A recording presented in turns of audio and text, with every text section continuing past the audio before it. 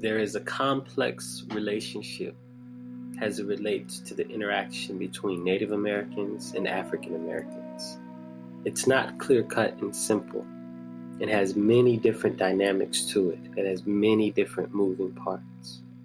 And so if we really want a true and clear history of what happened, we have to set ourselves down and get ready for an emotional roller tide of historical truth. Because it is not a fantasy relationship as many would have us believe.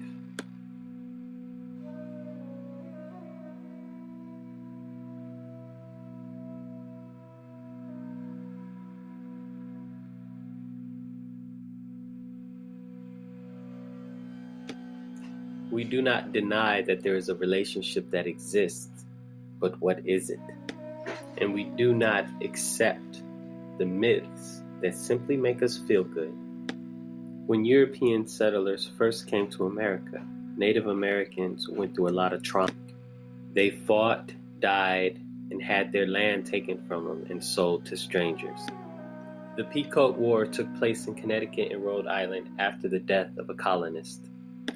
This led to the death of 600 to 700 Native Americans who would then be sold into Bermuda slavery. Native Americans had to contend with the dual relationship of meeting new people and losing land.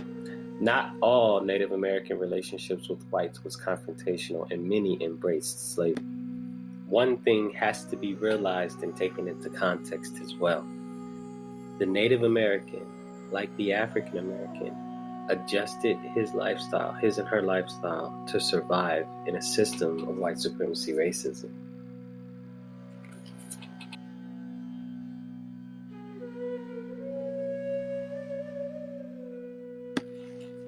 Carter G. Woodson, the father of Black History Month, said, "The relations between Native Americans and African Americans can be considered one of the longest unwritten chapters in the history of the United States. The presence of Black Indians was a result of two simultaneous events: the enslavement of Africans in America and the stealing of land from natives." Woodson says that it is in the records of the 5 civilized tribes where we can see it.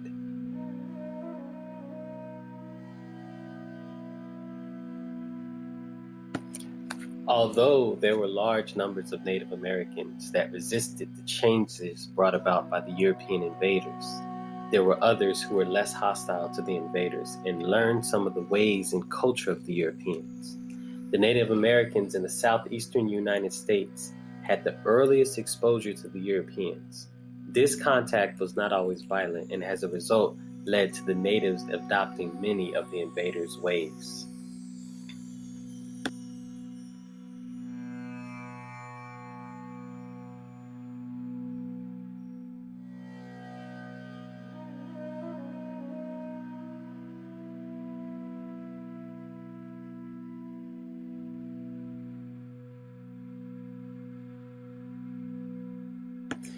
The initial 250 years of interaction between the 5 civilized tribes and Europeans brought little change to the ways of life of the Native Americans.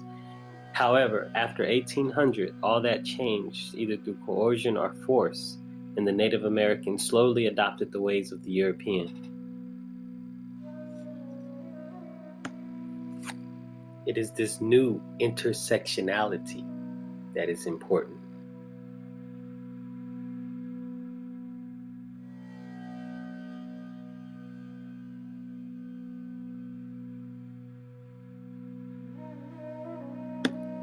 The understanding of this dynamic and how it changes our reality is going to be harsh.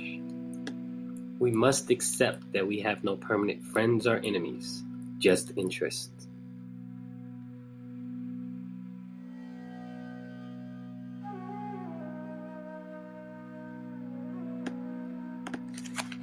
The slavery that would take place in the Native American territory was not necessarily better.